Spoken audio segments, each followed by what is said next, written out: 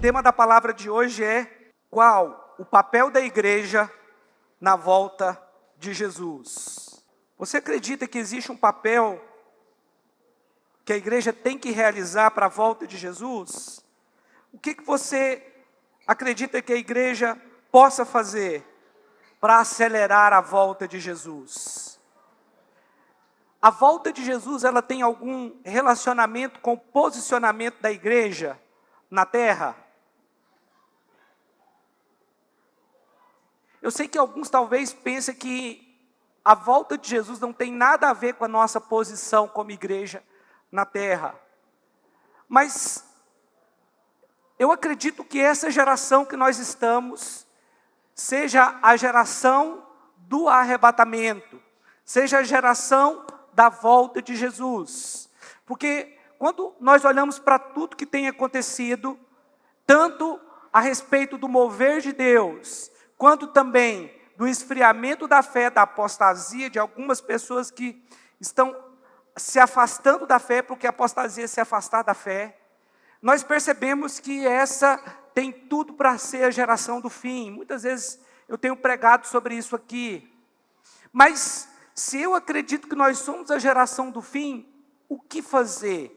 Como me posicionar diante de tudo que vem acontecendo? Eu posso dar alguns dados para você aqui, porque eu creio que a geração do fim é a geração que mais vai experimentar avivamento. É a geração que mais vai experimentar novo nascimento, mover de Deus, milagres. Mas também é uma geração que nós vamos ver pessoas que não querem ter um compromisso com Deus, que são contra Deus. Nós temos visto a impiedade aumentar sobremaneira, especialmente nesse tempo em que a internet deu uma voz a pessoas que são tolas.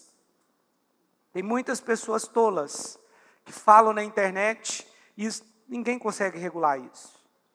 Então, existem muitas vozes no mundo hoje. Mas se você olhar para 30 anos atrás, o número de cristãos no mundo era 1 bilhão de pessoas. Nós temos hoje mais de 7 bilhões de pessoas no mundo. Há 30 anos atrás existia 1 bilhão de cristãos no mundo. Quando eu falo cristãos, estou falando de todas as religiões cristãs. Amém? Hoje existem mais de 2 bilhões de cristãos no mundo. Desses 2 bilhões de cristãos no mundo, 1 bilhão são considerados protestantes. Então existem mais de 1 bilhão de cristãos protestantes no mundo hoje. Isso mostra um crescimento dos cristãos no mundo. Isso mostra que pessoas do mundo inteiro estão sendo salvas. Isso mostra que existe um grande mover de Deus. E talvez você pense, olha, existe um grande mover de Deus no Brasil. Sim, existe um grande mover de Deus aqui, porque o número de protestantes no Brasil tem crescido assim de forma significante. Mas existem países que são fechados para o Evangelho, como por exemplo a China. Mas a igreja na China é gigante, talvez seja a maior do mundo. Existem países que o Evangelho não pode ser pregado, mas esses países têm crescido. Indonésia, Índia, muitos outros países muçulmanos onde o Evangelho não pode ser pregado, a igreja secreta está crescendo. Eles se reúnem em casas, Coreia, em muitos lugares. Hoje, quando você assiste alguns programas na internet, você vê que muitos judeus estão se voltando para Jesus, estão reconhecendo Jesus como Messias, como Salvador. Deus tem salvado muitos judeus na nossa geração, coisa que nunca aconteceu numa outra época. Quando nós estamos vendo muitos testemunhos de pessoas muçulmanas que viram Jesus, o próprio Jesus apareceu para elas. O próprio Jesus pregou para elas. Pastor, mas pode? Claro. Foi o que aconteceu com Paulo. Paulo era um perseguidor da igreja. Quem ganhou Paulo para Jesus foi o próprio Jesus. Foi ele que apareceu para Paulo, que se tornou talvez o maior pregador de todos os tempos. A pessoa que mais ganhou almas em todos os tempos, eu imagino, Paulo, apóstolo. Da mesma forma, Jesus está aparecendo para muitos muçulmanos no mundo. O que mostra que realmente o tempo está sendo acelerado. Mas o que nós temos a ver com isso? A igreja. Porque, meu irmão, Israel tem muitos sinais da volta de Jesus, mas nós, a igreja, nem sequer precisamos de um sinal da volta de Jesus, porque nós podemos ser a geração do arrebatamento, eu acredito que sim, mas algumas pessoas estão sendo chamadas antes, elas estão sendo levadas antes, estão salvas. Mas eu acredito sim que essa é a geração do fim, que nós somos a última geração. Mas quando a Bíblia fala de fim dos tempos, ela não está falando propriamente da última geração, nem dos últimos anos da humanidade aqui na terra, ou os últimos anos da igreja na terra. Porque quando Pedro pregou lá em Atos capítulo 2, ele falou que no fim dos tempos, os jovens teriam visões, os velhos teriam sonhos e assim por diante. Então, quando Pedro pregou aquela palavra, ele já relacionava aquela geração como a geração do fim. Mas o que eu estou dizendo é que nós somos a geração do arrebatamento. A geração que vai subir, a geração que não vai experimentar a morte. Aqui em Mateus capítulo 28, versículo 19, Mateus capítulo 28, verso 19, olha o que está escrito. Jesus, aproximando-se, falou-lhes dizendo: toda autoridade me foi dada no céu e na terra. Qual é o papel da igreja? A Bíblia diz que toda autoridade foi dada a Jesus no céu e na terra. Então, qual é o nosso propósito nessa última geração, nesse último momento? Olha só: ide, portanto, fazei discípulo de todas as nações, batizando-os em nome do Pai, do Filho e do Espírito Santo, ensinando-os a guardar todas as coisas que vos tenho ordenado. E eis que estou convosco todos os dias, até a consumação do século. Então a palavra para nós é ide. Diga comigo, ide. Ide fazer o quê? A palavra diz: ide, portanto, fazei discípulos. Nós temos que pregar o evangelho e fazer discípulo. Essa é a missão da igreja para os últimos dias. Pastor, mas não tem nada extraordinário ou sensacional no que você está falando. Eu já sabia disso. Então nós temos que colocar em prática. Mas o que é sensacional nisso que eu estou falando é que ganhar uma pessoa para Jesus é algo eterno. É algo maravilhoso. Meu irmão, acredite. A volta de Jesus está muito próxima. Muito próxima. E eu nunca vi tantos pastores no mundo inteiro falando sobre isso. Há pouco tempo atrás, talvez 2 anos atrás, 3 anos atrás, antes da pandemia, se pregava sobre a volta de Jesus. Mas agora você pode olhar, todos os pregadores estão falando da volta de Jesus. Estão pregando sobre a volta de Jesus. Mas nós precisamos entender qual é o nosso papel, o que nós podemos fazer diante da situação, diante da volta de Jesus. Nós podemos acelerar isso? Quando é que Jesus vai voltar? Por que Jesus vai voltar? Mateus capítulo 24, no versículo 1 em diante, diz assim: tendo Jesus saído do templo, ia se retirando, quando se aproximaram dele os seus discípulos, para lhe mostrar as construções do templo. Ele, porém, lhes disse: não vedes tudo isso?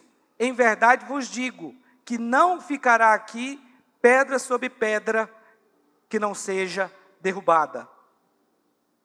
No Monte das Oliveiras, achava-se Jesus assentado, quando se aproximaram dele os discípulos, em particular, e lhe pediram: dize-nos, quando sucederão essas coisas? E que sinal haverá da tua vinda e da consumação do século? É interessante que aqui os discípulos eles fazem uma pergunta para Jesus, porque a construção do templo era algo muito grande, naquela época, o templo de Jerusalém era uma das maiores construções do mundo. Não era só porque era grande, é porque era um lugar muito bonito, uma construção muito bonita. Em alguns lugares revestido de ouro. Todo mundo sabe que Jerusalém foi destruído, o templo também. E quando aqueles discípulos eles mostram aquelas pedras, quando você vai em Israel, ainda resta alguns muros, que são muros que cercavam o templo. Não o muro do templo, mas o templo ficava num monte chamado Monte Moriá, e tinha uma plataforma nesse monte, E ali ficava o templo, era muito grande, o espaço do templo. E até hoje tem os muros, alguns muros ainda prevaleceram, como por exemplo, o Muro das Lamentações. E quando você vai naquele lugar, do lado do Muro das Lamentações, do outro lado do Muro das Lamentações, ainda no muro do templo, você vê pedras gigantes. E o templo também era assim. Era quase que impossível alguém destruir aquilo. Mas Jesus diz, não ficará aqui pedra sobre pedra, que não seja derrubada. Por que Jesus disse isso? Porque aquele templo tinha que ser destruído.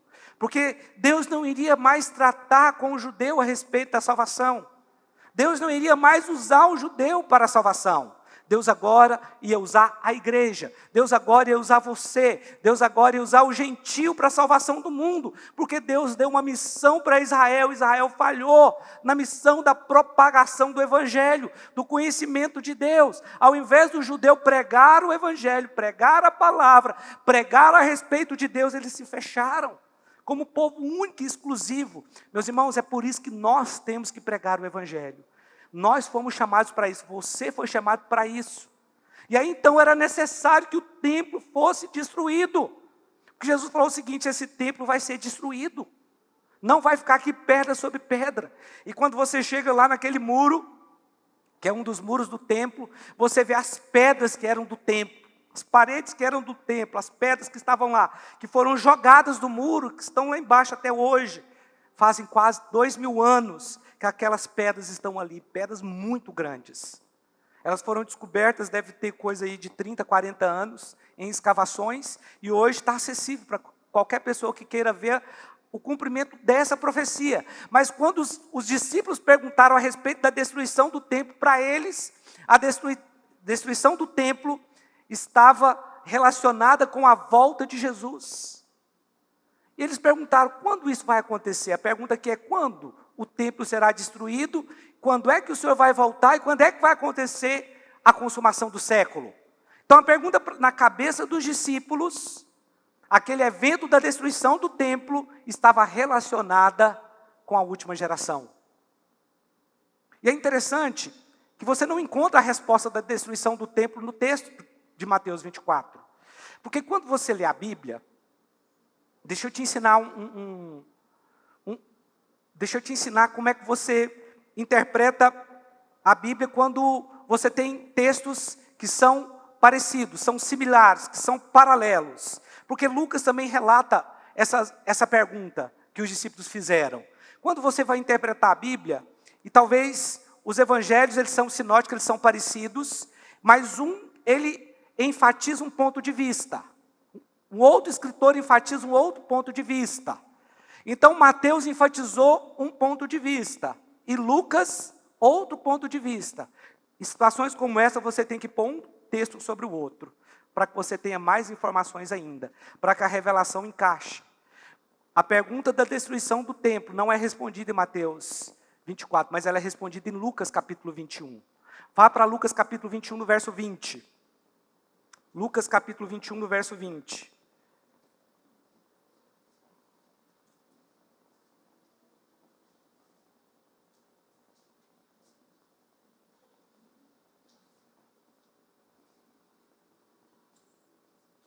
A primeira pergunta aqui é, quando sucederão estas coisas?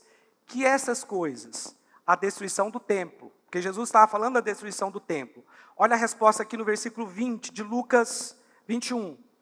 Lucas capítulo 21, verso 20. Quando, porém, virdes Jerusalém sitiada de exércitos, sabei que está próxima a sua devastação.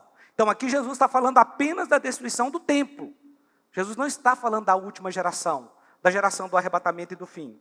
Então os que estiverem na Judéia, fuja para os montes. Os que se encontrarem dentro da cidade, retire-se. E os que estiverem nos campos, não entrem nela. Porque estes dias são dias de vingança, para se cumprir tudo o que está escrito. Ai das que estiverem grávidas e das que amamentarem naqueles dias, porque haverá grande aflição na terra e ira contra este povo. Que povo era esse aqui, meu irmão? Diga, judeu. Cairão ao fio da espada e serão levados cativos para todas as nações. Eu te pergunto, a igreja foi levada cativa para todas as nações? Esse texto não se aplica à igreja, porque a igreja está em todas as nações já. A igreja é formada de brasileiros, americanos, argentinos, chineses. Aqui está falando de Israel, que eles seriam dispersos da sua terra. Então aqui a profecia se cumpre em Israel. Olha só o verso 24 de novo. Cairão ao fio da espada e serão levados cativos para todas as nações. E até que os tempos dos gentios se completem, Jerusalém será pisada por eles. Então preste atenção. A resposta da primeira pergunta dos discípulos. Porque na cabeça dos discípulos esses eventos eles iam acontecer ao mesmo tempo. A destruição do templo, a volta de Jesus e a consumação dos séculos.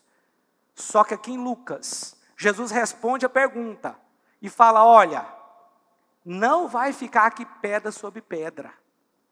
Os que estiverem no monte não voltem. Porque o que aconteceu no ano 70 depois de Cristo, quase 30 anos depois dessa palavra aqui?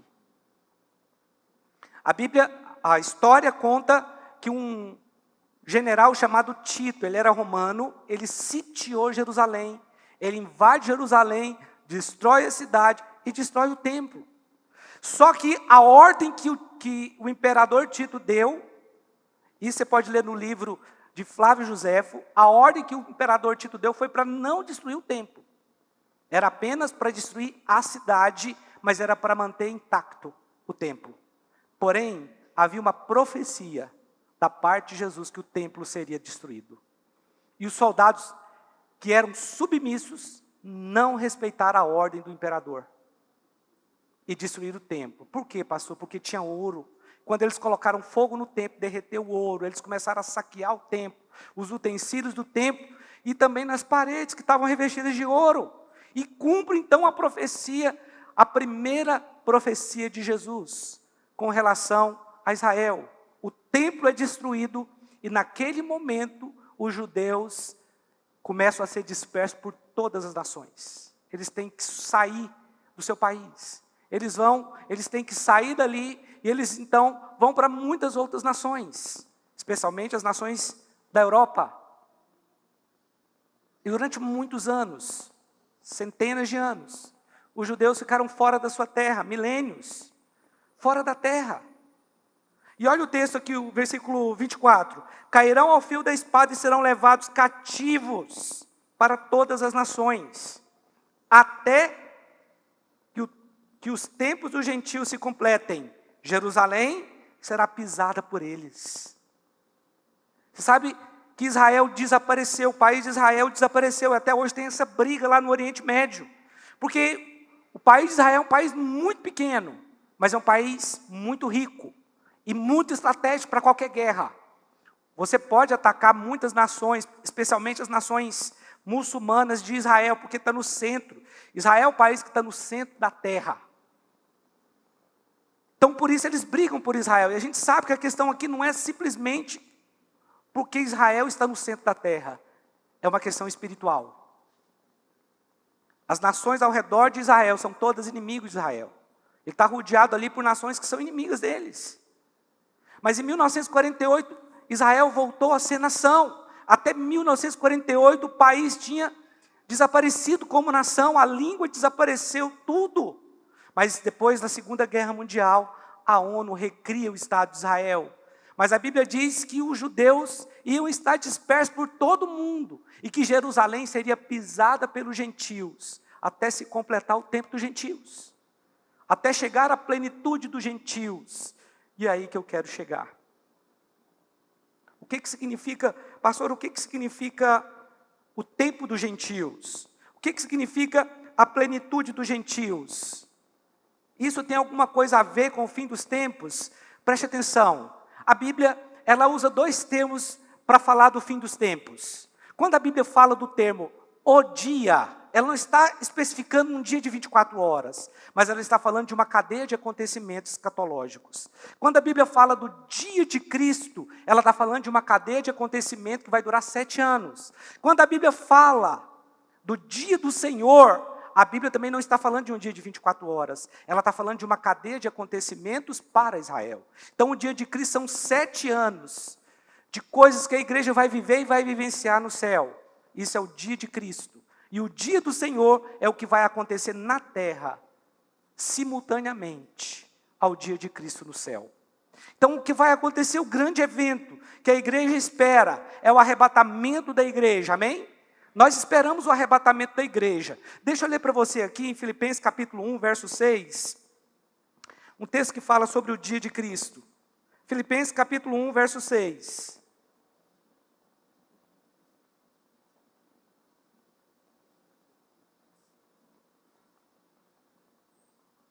Diz assim: estou plenamente certo de que aquele que começou boa obra em vós, há de completá-la até ao dia de Cristo Jesus. Pastor, quando é que começa o dia de Cristo?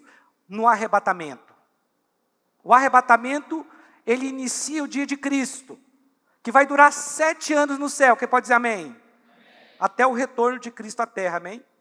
Aqui no versículo 10, olha o que está escrito aí: para aprovardes as coisas excelentes e serdes sinceros e inculpáveis para o dia de Cristo. Agora, vá para Filipenses capítulo 2, versículo 14 a 16. Filipenses capítulo 2, versículo 14 a 16.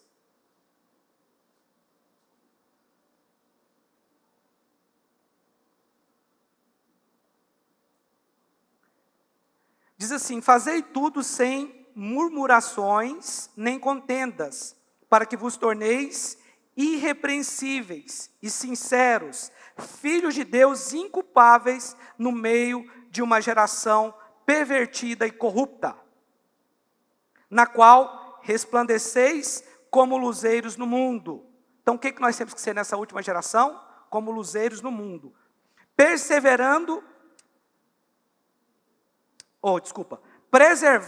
a palavra da vida, para que no dia de Cristo eu me glorie de que não corri em vão, nem me esforcei inutilmente. Então aqui Paulo está orientando o que nós temos que fazer. E ele está falando do dia de Cristo, que se inicia com o arrebatamento da igreja. Pastor, onde é que está?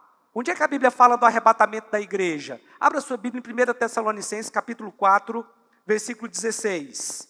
1 Tessalonicenses capítulo 4, verso 16. Deixa eu ler para você esse texto aqui. Vamos ler o versículo 16 e o 17. Diz assim: porquanto o Senhor mesmo, dado a sua palavra de ordem, ouvida a voz do arcanjo e ressoada a trombeta de Deus, descerá dos céus, e os mortos em Cristo ressurgirão primeiro.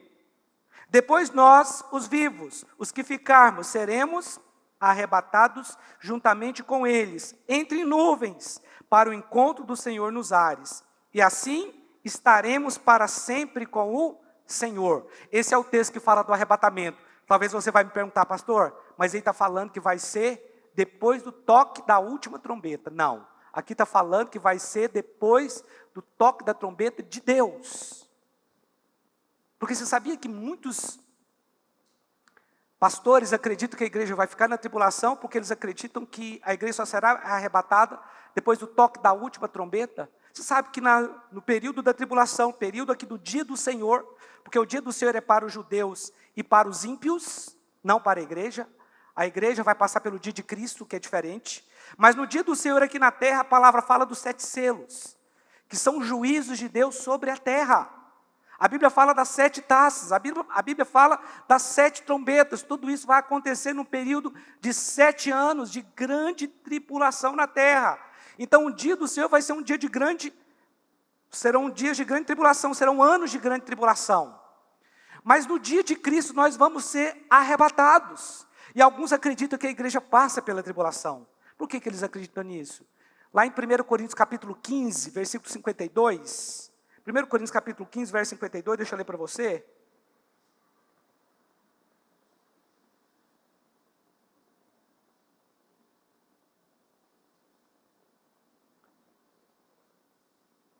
Versículo 51.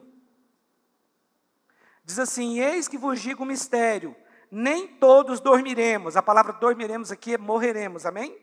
Mas transformados seremos todos, num momento, num abrir e fechar de olhos, ao ressoar da última trombeta. Aqui está falando do arrebatamento. Num abrir e fechar de olhos, ao ressoar da última trombeta. A trombeta soará, os mortos ressuscitarão incorruptíveis, e nós seremos transformados. Pastor, mas aí agora você falou da última trombeta. Então aqui está falando que nós vamos ser arrebatados depois da última trombeta. Nós sabemos que as trombetas da Bíblia, no Apocalipse, elas estão falando de um tempo de juízo de Deus sobre a terra. Mas como agora esclarecer isso aqui? Pastor, você mudou a sua posição? Nós vamos passar pela tribulação? Não, não mudei. É a mesma coisa. O problema é que algumas pessoas não identificam, não sabem diferenciar o dia do Senhor e o dia de Cristo. Quando nós falamos de último, nós podemos falar de último em relação a uma sequência de 7, ou nós podemos falar de último em relação ao tempo, ok? Então Deus, Ele vai concluir a era cristã, Ele vai concluir o tempo da graça, e nesse tempo, Ele vai tocar a última trombeta para a igreja. Então o último pode ser em relação ao tempo, mas pode ser em relação a uma sequência de 7.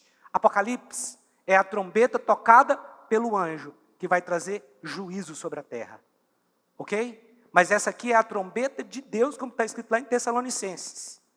É a trombeta de Deus. Então existe a diferença entre a trombeta do anjo e a trombeta de Deus. A trombeta de Deus vai levar os santos para o céu, enquanto que a trombeta dos anjos traz o último juízo sobre a terra. Desculpa, não é o último, porque depois vem as taças ainda. Os irmãos estão entendendo? A igreja não vai estar aqui no dia do Senhor, no período da tribulação. Deixa eu ler alguns textos para você. Eu poderia dar muitos argumentos aqui para você, na Bíblia, para mostrar que a igreja não vai passar pela tribulação. Primeiro, nós temos que entender o caráter do dia do Senhor. Deixa eu falar um pouco sobre isso. Por que vai vir uma grande tribulação sobre a terra? Em primeiro lugar, porque Deus quer salvar os judeus. Então esse período vai ser um período que Deus vai dar muito livramento para o judeu. Vai ser um período em que o judeu vai conseguir interpretar a Bíblia e acreditar que realmente Jesus já veio e morreu por eles. Mas também o período da tribulação, o período do dia do Senhor, 7 anos de tribulação, vai ser um tempo em que Deus vai tratar com a impiedade da terra. Está escrito, a ira de Deus será derramada sobre nós. Pastor, mas isso não quer dizer que a igreja não vai ficar. Porque os nossos irmãos do passado foram perseguidos e mortos. Sim, até hoje nós somos perseguidos, até hoje tem perseguição, até hoje tem irmãos morrendo, porque são perseguidos. Mas eles não estão sendo perseguidos pela ira de Deus. Não é a ira de Deus, mas na tribulação vai ser a ira de Deus. Hoje é a ira do diabo. O diabo persegue cristãos e mata, morre. Tem muito cristão morrendo por aí, perdendo a cabeça, porque prega o evangelho. São irmãos que vão ter um galardão muito grande no céu, os irmãos estão entendendo? Mas essa não é a ira de Deus, não. Pastor, mas esse coronavírus também não é a ira de Deus. Mas no período da tribulação, meu irmão, coronavírus vai ficar no chinelo para os vírus que vão aparecer. A palavra diz que muitos vão morrer por causa de feras que vão sair. Só que quando a palavra foi escrita, eles não tinham ideia de o que eram essas feras. Essa palavra feras é terion, a palavra terion, que no original, quando você pega a raiz dessa palavra, são pequenas feras, pequenos animais, que na verdade são vírus e bactérias. Mas como é que João ia escrever sobre isso naquele tempo? Então o período da grande tribulação vai ser um período de tratamento de Deus na terra, com o ímpio. Não, fala a verdade, tem hora que você olha para os políticos aí, você fala, meu Deus, por que ele está vivo? Pastor, você é mau, né? Irmãos, no meu corpo não habita bem algum. Por que ele vive? Fala, Senhor, por que o Senhor não faz juízo? Já pensou se você fosse Deus por um dia? Senhor, por que o Senhor não faz juízo sobre a vida desse homem?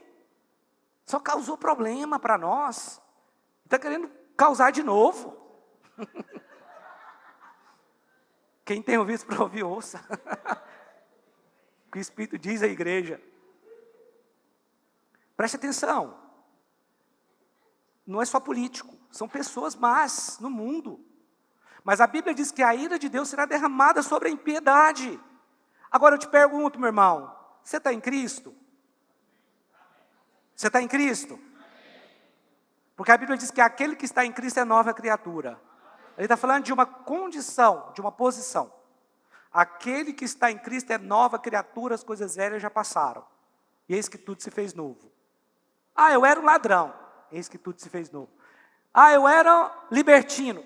Eis que tudo se fez novo. Eu era um mentiroso. Eis que tudo se fez novo. O evangelho é para você. Mas você está em Cristo? Deixa eu te falar uma coisa.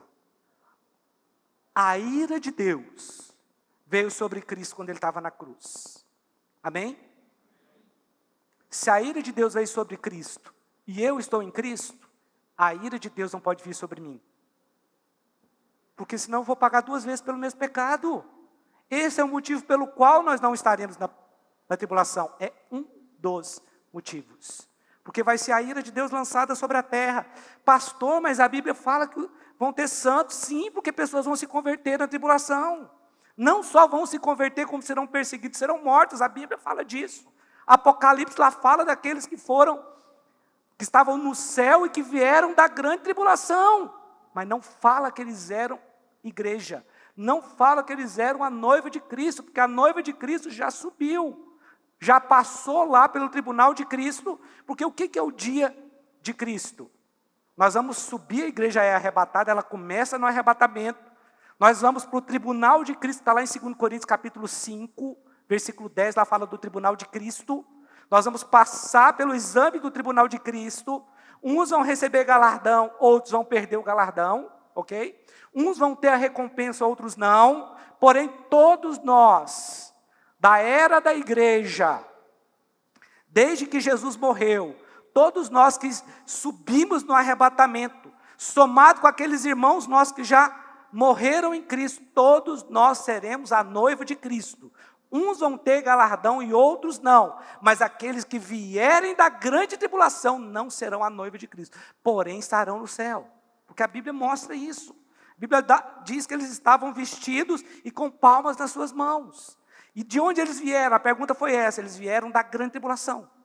Haverá salvação na grande tribulação. E muitas pessoas serão salvas na grande tribulação. Só que será um tempo muito difícil. Não fique aqui para você pagar o preço para ver. Suba no arrebatamento. Seja santo. Os irmãos estão entendendo? Então começa o dia de Cristo com o arrebatamento. Nós vamos subir. E lá então nós seremos examinados. As nossas obras serão examinadas ali. No tribunal de Cristo. A palavra tribunal de Cristo é a palavra bema.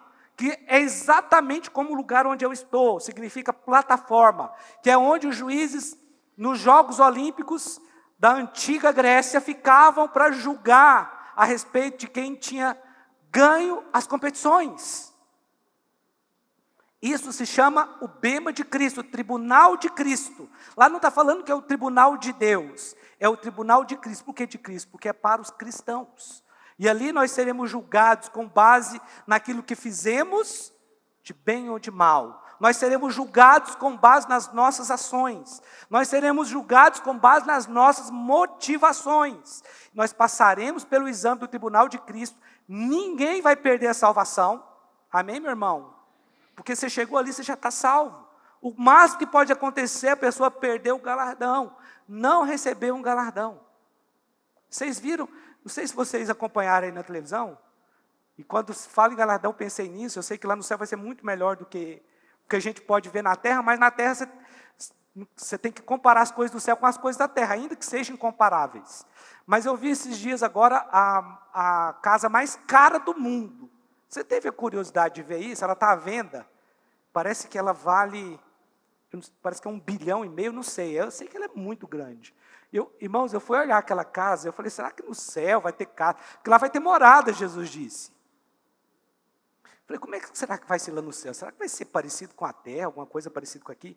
E eu fiquei vendo aquela casa. Gente, mas que casa! Ela tem 25 mil metros quadrados. 25 mil metros quadrados.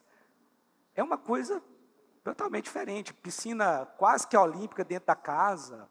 Academia gigante. A sala Dá 3 desse salão nosso aqui. Garagem para 50 carros? Rapaz, já pensou você vender aquela casa, Marcelo? Você pensou nisso, né? Garagem para 50 carros? Meu Deus do céu. Garagem para 50 carros. Estou falando de galardão, tá, irmão? Então nós seremos examinados ali para ver quem vai receber o galardão. Pastor, como é que vai ser esse galardão? O que é isso? Eu não sei. Porque a Bíblia também não deixa claro. A Bíblia fala de coroa, a Bíblia fala de ter o nome escrito em determinado lugar, mas realmente não dá para saber. Nós não sabemos exatamente o que é o galardão, não está claro na Bíblia. Depois do galardão, a igreja então vai para as bodas do Cordeiro, para o casamento com Cristo. Ela vai se casar com Cristo. Tudo isso vai acontecer simultâneo ao dia do Senhor na terra. Enquanto nós estivermos no céu nos 7 anos do dia de Cristo, aqui na terra terá os 7 anos do dia do Senhor. Pastor, isso é muito confuso, não, é muito claro. Vamos voltar para Tessalonicenses, deixa eu só ler o texto de novo para você. 1 Tessalonicenses capítulo 4. Não, desculpa. 2 Tessalonicenses capítulo 2. Deixa eu ver se eu estou certo nisso.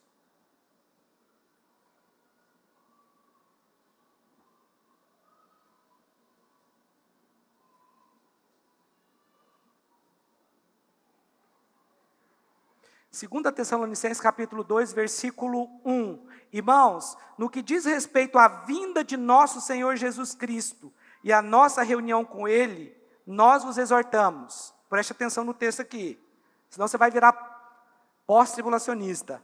A que não vos demovais da vossa mente com facilidade, nem vos perturbeis, quer por espírito, quer por palavra, quer por epístola, como se procedesse de nós, supondo tenha chegado, o quê?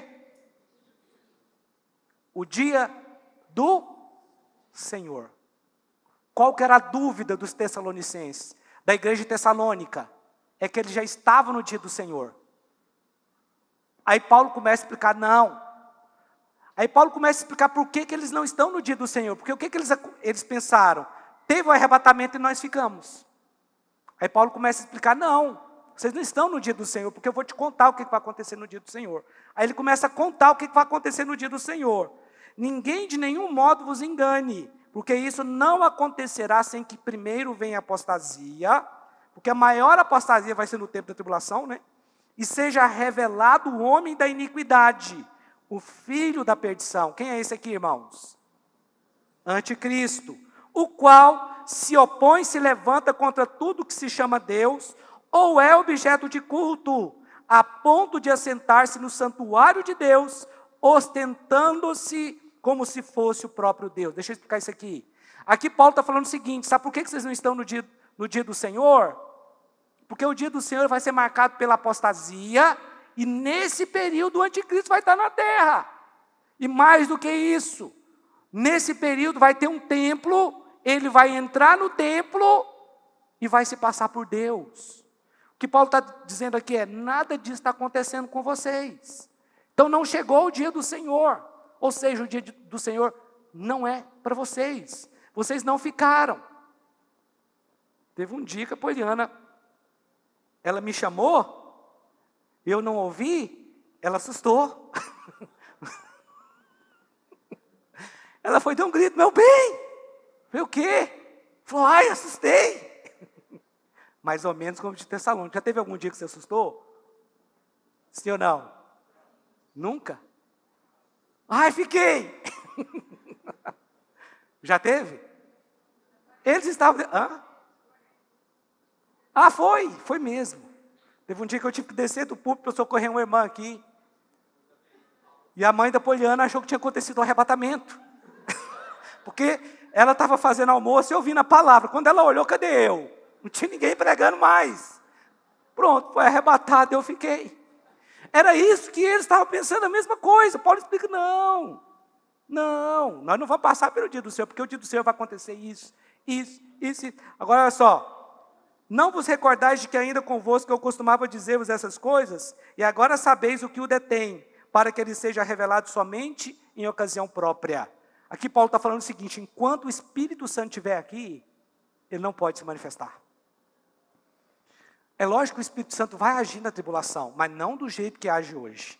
Porque o Espírito Santo, o ministério da igreja, meu irmão, lá no Antigo Testamento, o ministério que sobressaía era o ministério do Pai. Era o relacionamento de Deus, não o Pai. Porque ele não tinha se manifestado como Pai. Mas era o ministério de Deus para os homens. No nosso tempo é o ministério do Espírito Santo, porque é o Espírito Santo que está em nós. Depois, lá no milênio, depois da tribulação, o próprio Jesus vai reinar na terra. Mas aqui está falando que há um que impede que o iníquo seja manifestado. Enquanto ele não for tirado, ou seja, enquanto a igreja, o ministério da igreja, o ministério do Espírito Santo através da igreja, não for tirado, o anticristo não pode se manifestar. Porém, o ministério do anticristo já opera. Desde que Jesus veio à terra, existem os anticristos. O espírito maligno do diabo, daqueles que são contra Cristo, porque antes nesse contexto é contra, aqueles que são contra Cristo. Esse ministério já opera desde que Jesus veio à terra. A ação do mal para gerar o anticristo já acontece desde quando Jesus nasceu. Porque eles tentaram matar Jesus. Lá, dos imperadores do passado. Tentaram matar Jesus. Isso é o espírito do anticristo. Agora eu te pergunto, você acha que o próprio diabo sabe quem é o anticristo? Você sabe que o anticristo vai ser uma pessoa. É um ser humano, ele não é um ser extraterrestre, ele não é um demônio que vai materializar. Ele é uma pessoa, nascido de pai e mãe, normal. Mas o demônio vai entrar nele, vai dar a ele poder. E se eu te contar que nem o diabo sabe quem é? Você sabia que em cada geração o diabo prepara um anticristo? Porque se o diabo souber quem é o anticristo, ele sabe quando Jesus vai voltar. Cada geração um anticristo tem sido preparado. Uma pessoa tem sido preparada para ser um anticristo. Aqui no Brasil tem vários candidatos. Poderia ser. Eles estão mandando os currículos. Alguns podem ser aprovados. Mas só um vai ser aprovado. Mas não vai ser daqui não, eu acho. Mas alguns estão mandando o currículo aí. Nem sei o que eu estava falando. Mas olha só, verso 6. E agora sabeis que o que o detém, para que ele seja revelado somente em ocasião própria. Então, existe um poder que detém o poder do anticristo. Porque no período da tribulação, meu irmão, vai ser o poder do anticristo sobre a terra. Vai ser o governo da besta sobre a terra. Eu te pergunto, tem como o poder da igreja, o poder de Deus, se submeter ao poder do mal? Não existe nada mais poderoso do que a igreja. A Bíblia diz que as portas do inferno não prevalecerão contra a igreja do Senhor. Por que alguns acreditam que a igreja vai ficar aqui? Se as portas do inferno não vão prevalecer, a força de Deus, a força da igreja, a nossa força que o Senhor nos deu, a autoridade para pisar serpentes e escorpiões, mostra que não passaremos pelo dia do Senhor, não estaremos mais aqui. Apocalipse capítulo 4. Apocalipse capítulo 4, versículo 1.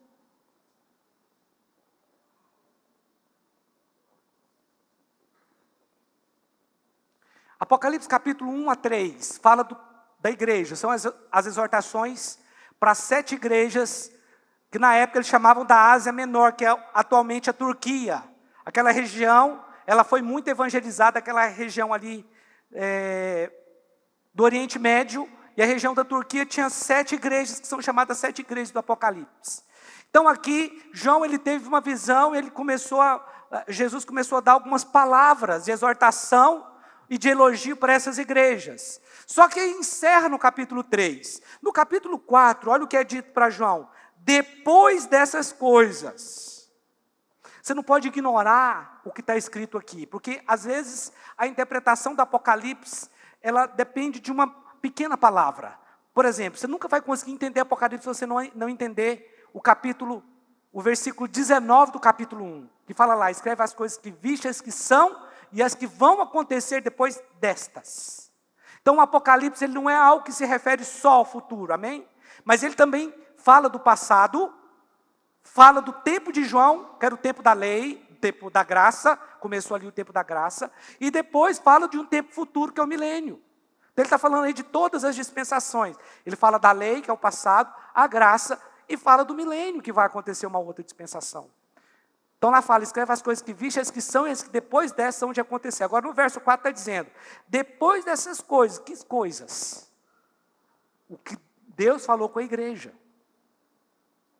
Depois do período da igreja, olhei e eis não somente uma porta aberta no céu, como também a primeira voz que ouvi como de trombeta ao falar comigo dizendo, sobe para aqui. Percebe que aqui tem uma trombeta também, que não tem nada a ver com aquela trombeta, das 7 trombetas lá. Sobe para aqui e te mostrarei o que deve acontecer depois dessas coisas. Que é essas coisas? O período de João. Qual que era a dispensação de João? Da graça, a mesma que nós estamos. Aí fala, olha, eu vou te mostrar o que vai acontecer depois dessas coisas, o período da igreja que Deus já tinha mostrado para ele. Aí aqui nunca mais você ouve falar da igreja, até o versículo 19, quando ela volta com Jesus e pisa na terra. Vocês estão entendendo o argumento de que nós não vamos passar pelo dia do Senhor, irmãos? Os irmãos estão entendendo? Pastor, a igreja de fato não vai passar? Não, porque a Bíblia diz que nós vamos ser livres da ira do Senhor. Se você está em Cristo, a ira de Deus já veio sobre ele e não pode vir sobre você novamente. Tá bom, pastor, ok, eu já entendi que tem o dia de Cristo, o dia do Senhor, mas qual é o nosso papel? Qual é o nosso papel como igreja? Porque a igreja passa, é arrebatada, passa pelo tribunal de Cristo, vai para as bodas do Cordeiro, se casa com Cristo, enquanto na terra está aquele tempo de trevas. O período de tribulação, ele vai ser marcado por doenças, por catástrofes naturais, terremotos, tsunamis, meteoros pesando 80 quilos. É porque talvez você pense, nem é tão pesado assim um meteoro de 80 quilos, mas um meteoro que entra na atmosfera com 80 quilos, ele pode causar um dano muito grande.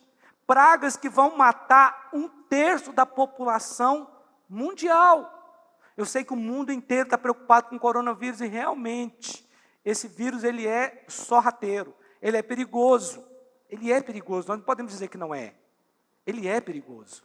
Mas no mundo morreram mais ou menos 5, 6 milhões de pessoas. Para 7 bilhões. Agora você imagina uma praga só. No período do dia do Senhor aqui. Nesse período de 7 anos da tribulação na terra. Vai matar 1/3 da população mundial. Que corresponde a quase 3 bilhões de pessoas. Então de 2 bilhões e meio. Uma praga. No final da tribulação, vai sobrar apenas 1/3 da população mundial vivendo. Muitos com o sinal da besta e outros não. Então vai ser muito mais intenso o que vai acontecer aqui. Porque tudo que nós estamos vendo acontecer hoje, todo o roteiro que está sendo escrito agora, é uma preparação para a vinda do anticristo. Esse é o motivo pelo qual nós precisamos ficar atentos, porque hoje nós temos tecnologia para controle mundial, sim ou não? Controlado nós já somos, todos nós já sabemos disso. Mas essa geração tem ferramentas para o controle mundial. Lá em Apocalipse capítulo 13, fala que ninguém vai comprar ou vender. Pastor, mas está longe disso. Não, está longe não, já está acontecendo agora. Está acontecendo lá do outro lado do mundo. Não, no Brasil. Em estabelecimentos no Rio de Janeiro. Você só compra ou vende se você mostrar o seu passaporte da vacina. Então é o sinal da besta isso, pastor? Não é o sinal da besta. É só uma preparação. Isso está entrando na mente das pessoas. Que isso é normal. Tem que apresentar um passaporte para viajar. Tem que apresentar um passaporte para entrar no supermercado. Tem que apresentar um passaporte, daqui a pouco vai ter que ser na igreja. Lá no Rio de Janeiro, talvez já está acontecendo isso também. Lá precisa de passaporte para tudo. Você vai ter que, eu não posso deixar você entrar se você não tiver tomado a vacina. Irmãos, isso já é um controle mundial, está diante de nós e as pessoas ainda estão brincando. Já está acontecendo o que está escrito na Bíblia. Só que no período da tribulação vai ser diferente. Não vai ser uma questão de você frequentar a igreja ou não, até porque nem vai ter igreja mais. Não vai ser só uma questão de você comprar ou vender. Vai ser uma questão de vida ou morte. E aí, tem o sinal da besta? Não, vai morrer. Essa vai ser a diferença da tribulação. Hoje você está sendo privado de ir em alguns lugares. Mas no período da tribulação é a sua vida que vai ser tirada. Porque a Bíblia diz que havia uma multidão no céu de pessoas que tinham vindo da tribulação. Que sustentaram o testemunho de Cristo, foram perseguidas e mortas, porque não aceitaram o sinal da besta. Pastor, então eu não devo vacinar? Não. Eu vacinei e acho que você deveria vacinar também. Não, mas você é livre. Eu não posso obrigar você, eu sou só um pastor. Eu acho que a vacina traz muito mais benefício. Porém, a decisão é sua. Eu não posso obrigar você a fazer isso. Eu acho que para o bem de todos, seria melhor você vacinar. Mas realmente, ela é uma vacina experimental. Eu não posso cravar que não há pessoas que morreram por causa disso. Coisas estranhas a gente sabe que aconteceram. Mas pelo menos a gente tem visto o número de mortes caírem significativamente por causa da vacina. Mas essa nem é a questão. Nem é a questão. Não é isso que nós temos que discutir agora. Nós temos que saber o que nós temos que fazer. Qual é o papel da igreja na volta de Jesus? Romanos capítulo 11.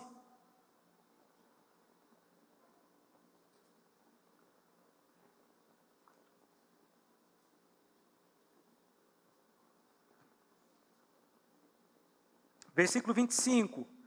Porque não quero, irmãos, que ignoreis este mistério, para que não sejais presumidos em vós mesmos, que veio o endurecimento em parte a Israel, até que haja entrado a plenitude dos gentios. Eu vou repetir o texto de Lucas 21 aqui no 24, que é um texto semelhante. Cairão a fio da espada e serão levados cativos para todas as nações, até que os tempos dos gentios se completem. Esses dois textos eles são parecidos porque ele está falando que o nosso tempo vai se completar. Quando o nosso tempo se completar, a cidade de Jerusalém, que é pisada pelos gentios, que foi pisada em quase 2000 anos por gentios, e ainda é até hoje, porque o monte do templo ainda é controlado pela autoridade árabe. Quando você vai lá em Israel, é a maior dificuldade para você subir naquele lugar onde é o Domo da Rocha, lá onde tem a mesquita islâmica, né, que era onde ficava o antigo templo. Porque aquele monte do templo, o Monte Moriá, onde ficava o templo de Deus, ele hoje é controlado pela autoridade palestina, a autoridade árabe. Então até hoje Jerusalém está sendo pisada pelos gentios, até que se complete o tempo dos gentios, até que chegue a plenitude dos gentios. O que significa na prática, pastor? Porque quando você lê todo o capítulo 11 de Romanos, você vai ver que Paulo está falando da diferença dos judeus para a igreja. Ele começa a falar que Deus rejeitou Israel e cegou Israel para salvar os gentios. Que a rejeição de Deus a Israel foi por causa dos gentios, para nos salvar. E aí no versículo 25 ele fala o seguinte: porque não quero, irmãos, que ignoreis este mistério, para que não sejais presumidos em vós mesmos, que veio o endurecimento em parte a Israel. Por que está falando em parte? Porque o judeu que acredita em Jesus, ele pode ser salvo. Agora você pode falar assim, mas por que Deus endureceu o coração do judeu? Ele não podia deixar o judeu como estava e salvar os gentios a si mesmo? É que uma simples leitura aqui pode parecer que Deus endureceu porque Deus quis. Mas quando você lê todo o contexto, capítulo 9, capítulo 10, o endurecimento foi por causa da rejeição ao Messias, da desobediência ao Messias, não foi porque Deus quis. Só que aí o texto termina, que veio o endurecimento em parte a Israel, até que haja entrada a plenitude dos gentios. O que isso significa? Quando se completar o número dos gentios que tem que se converter, então Jesus vai voltar. Então existe um número estabelecido por Deus de gentios que irão se converter durante as eras. É nesse ponto que nós, igreja, precisamos entrar para pregar o Evangelho e acelerar a volta do nosso Senhor. Quantos aqui esperam pela volta de Jesus? Você espera pela volta de Jesus? Esse é o tempo da aceleração, você crê? Quando eu falo que é o tempo da aceleração, você tem que tomar posse dessa palavra. Não só tomar posse, mas você tem que falar ela. Você tem que profetizar na sua vida. Esse é o tempo da aceleração. Esse é o tempo da aceleração na minha família. Esse é o tempo da aceleração no meu ministério, na minha vida com Deus. Esse é o tempo da aceleração nas minhas finanças, nos meus negócios, na minha vida profissional. Você tem que se apropriar dessa palavra. Esse é o tempo da aceleração na minha célula, de multiplicação, nós vamos crescer. Meu irmão, é o que nós podemos fazer, é ganhar almas para Jesus, porque vai chegar um tempo que vai se completar a plenitude. Plenitude é o número que Deus estabeleceu de salvação para o gentio. Quando chegar a plenitude dos gentios, então o endurecimento a Israel termina. Esse é o outro motivo pelo qual não estaremos aqui no dia do Senhor. A Bíblia fala, no Apocalipse, capítulo 7, capítulo 14 também, 144 mil judeus vão se converter. E eles vão pregar o Evangelho durante a tribulação. As duas testemunhas que nós não sabemos quem são, também vão pregar o Evangelho durante a tribulação. Sabe o que Mateus 24 diz? E este Evangelho do reino será pregado em todas as nações. E então virá o fim. Mas eu te digo, o Evangelho do reino não é o Evangelho da graça. O Evangelho do reino é o mesmo Evangelho que João Batista pregou. É aquele Evangelho do arrependimento.